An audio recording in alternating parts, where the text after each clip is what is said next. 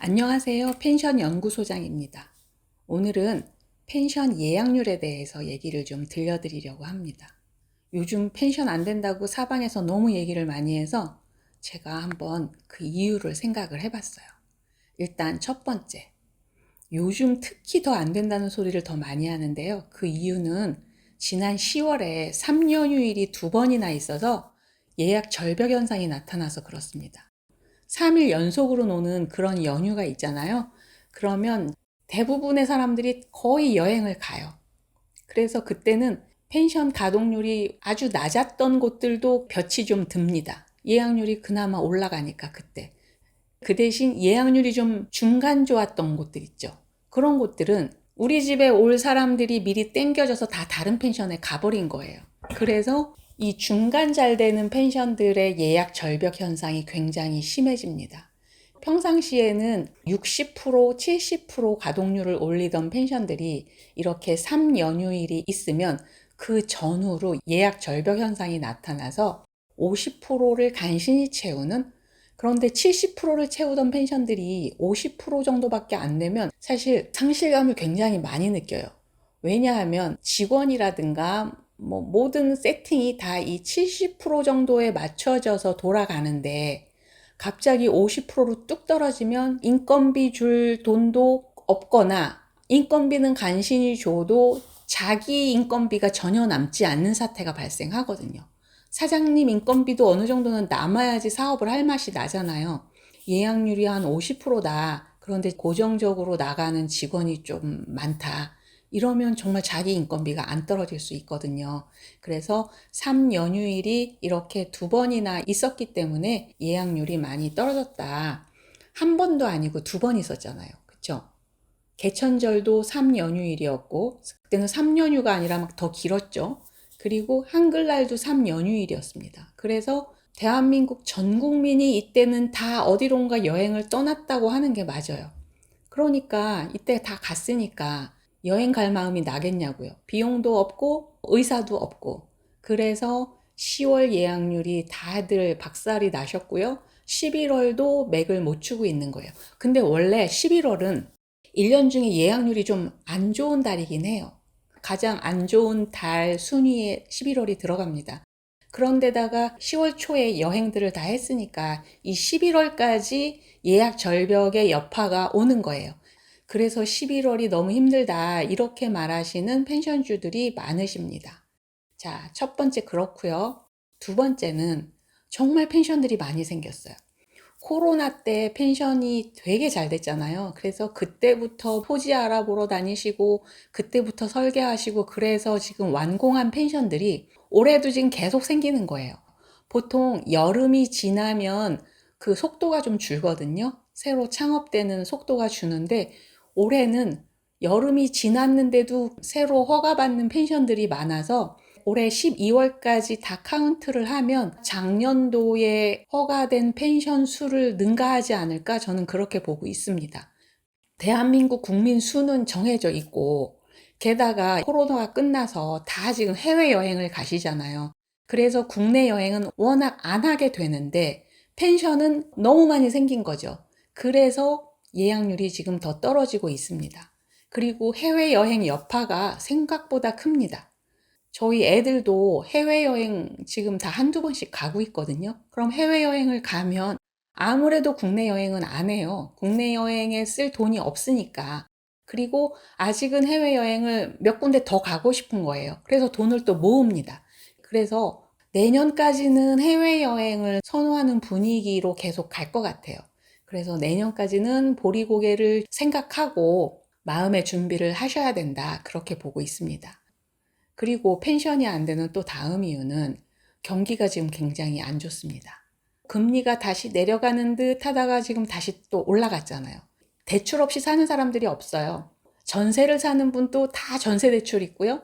자가로 집을 소유하신 분들도 그 집을 구입할 때는 대출이 다 몇 억씩 껴 있습니다. 그런데 금리가 올라간다. 그러면 한 달에 100만 원씩 이자로 내던 사람들이 뭐 120만 원, 140만 원, 150만 원 이런 식으로 이자 부담이 커지니까 당연히 국내 여행을 줄이는 거예요. 그래서 요즘 펜션이 너무 안 되는 겁니다. 그리고 마지막 이유. 펜션을 대체할 만한 시설들이 되게 많이 생겼는데 하필이면 그 시설들의 인기가 높아요. 주로 어떤 시설을 말하냐면 워터룸, 파티룸, 글램핑장 이 삼총사입니다. 아주 어린아이들 있는 집이요. 주변에 생긴 워터룸이나 파티룸을 굉장히 많이 가거든요. 워터룸, 파티룸이 뭐냐면 거의 키즈 풀빌라 펜션이랑 똑같아요. 잠만 안 잔다 뿐이에요. 내부가 키즈 카페처럼 막 애들이 놀 수 있는 그런 시설들이 있고요. 거기에다가 풀장까지 있어요. 요즘 애들은 다 물을 좋아해가지고 물이 없는 놀이터를 생각을 하질 않아요. 그래서 시설에 다 그런 워터룸을 넣어요. 그러다 보니까 그 사업군의 이름도 워터룸이 됐는데 아무튼 안에 키즈 카페처럼 놀이시설도 있지요. 워터룸도 있지요. 집에서 가깝지요. 그러니까 아이 엄마들이 펜션에 가서 생일 파티 같은 걸 하는 게 아니라 그런 워터룸에 가서 생일 파티를 해요. 거기는 이제 잠을 자는 거는 허락이 안 되니까 반일권, 종일권 이렇게 끊어서 사용을 하는데 만족도가 높으니까 엄마들이 이제 멀리 펜션을 예약해서 가지를 않고 그런 곳에 가서 애들 생일 파티를 해주는 거예요. 그런 시설들의 인기가 높으니까 그리고 집에서 가깝잖아요. 엄마들 입장에선 편하잖아요. 그런 곳을 예약을 하는 분들이 많아지니까 펜션 예약률은 그만큼 떨어지는 거예요. 그리고 파티룸. 파티룸은 이름 그대로 파티할 수 있는 곳이에요. 워터룸이랑 뭐 비슷한데 파티룸에는 주로 풀장은 잘 넣지 않아요. 그리고 주로 어른들, 꼬마 있는 집도 가지만 어른들이 많이 가는 그런 장소를 파티룸이라고 해요. 1박 2일로도 씁니다. 왜냐하면 젊은이들은 집에 안 가고 거기서 그냥 밤새 파티하는 사람들도 많잖아요. 침대는 없어요. 침대는 없지만 아무튼 거기서 1박 2일로 이용할 수 있습니다. 그러니까 또 펜션을 예약을 안 하는 거예요. 그런 데서 아무튼 충분히 자기네 목적을 이룰 수 있으니까.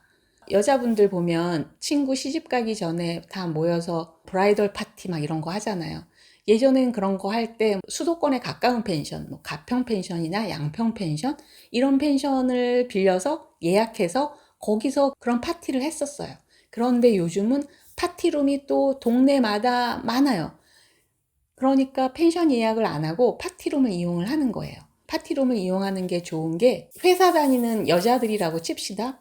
다 출퇴근을 하니까 바쁘잖아요. 주말도 사실 멀리 가기가 싫어요. 가까이에서 그런 모임을 하고 싶은 거예요. 그런데 파티룸이 잘 돼 있으니까 굳이 멀리 가서 파티를 할 필요가 없잖아요. 그래서 파티룸 예약률이 높아졌고 그러면서 펜션 예약률이 떨어졌습니다. 그리고 펜션에 타격을 가장 많이 입히고 있는 아이템은 글램핑입니다. 코로나 때 글램핑이 굉장히 인기가 많았잖아요. 그런데 코로나가 끝나도 사람들이 글램핑을 굉장히 좋아하는 분위기가 형성이 됐어요. 최근에 글램핑장도 정말 많이 생겼거든요. 그런데 최근에 생긴 글램핑장들은 다 시설도 좋아요. 곰팡이가 껴있지도 않고 취사시설도 잘 돼 있고 뭐 화장실 시설도 잘 돼 있고 그러니까 펜션을 안 가고 또 글램핑장을 가는 거예요. 그리고 글램핑장은 가격도 비싸지 않잖아요. 그래서 많이들 갑니다. 그래서 요즘 펜션들이 이래저래 안 될 만한 이유가 너무나 많아졌어요. 그래서 정말 펜션 사업이 어려워졌습니다. 펜션 사업이 요즘 어려워진 이유를 말씀을 드렸는데요. 이해는 다 가시죠? 이거 외에 뭐 특별한 건 없습니다. 그런데 모든 거에는 다 사이클이 있어요. 그래서 글램핑을 또 그렇게 좋아하다가 다시 정점을 찍고 다시 또 내려옵니다. 해외여행도 정점을 향해서 지금은 가고 있지만 또 내려옵니다. 그래서 창업을 아직 안 하신 분들은 지금 그냥 서서히 준비하시고 공부도 많이 하시고 시설 연구도 하고 천천히 완공해서 뭐 내년 말, 후년 초 뭐 이 정도의 완공을 하면 그래도 사이클이 다시 살아나는 사이클하고 맞아떨어지지 않을까 저는 그렇게 생각을 하고 있습니다. 대신 정말 매력적인 시설을 만들어야 되겠죠. 지금 이미 매력적인 시설이 굉장히 많은데 그 시설도 능가할 만한 그런 아이디어를 많이 고안을 해서 시설에 접목을 시키셔야 됩니다. 그냥 평범하고 매력이 없는 그런 공간은 아무리 신축이어도 선택을 받기가 어려워요. 그래서 많이 연구하시고 레퍼런스가 될 만한 자료 계속 좀 찾아보셔서 정말 멋진 공간 만드셨으면 좋겠고요. 이미 펜션 사업을 하고 계시는 분들, 그런 분들은 지금 있는 시설을 가지고 어떻게 홍보할 것인지를 연구를 하셔야 되죠. 홍보만 잘 되면 아무리 안 된다 해도 예약률을 꽤 끌어올릴 수 있어요. 그런데 지금 전국에서 현재 농어촌 민박으로 등록된 업체만 3만 군데가 넘는데요. 그 많은 펜션주들이요, 홍보 공보를 하는 분들이 사실 별로 없어요. 그래서 여러분들이 홍보 공부를 조금만 하시면 경쟁 우위를 점하실 수가 있는 거예요.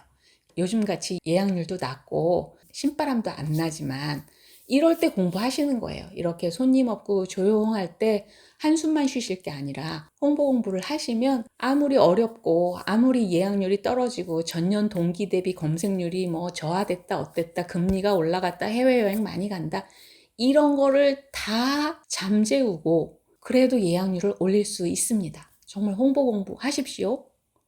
요즘 제가 유튜브 마지막에 늘 제가 운영하는 펜션 연구소 단톡방에 오세요 라고 말씀드리고 있거든요.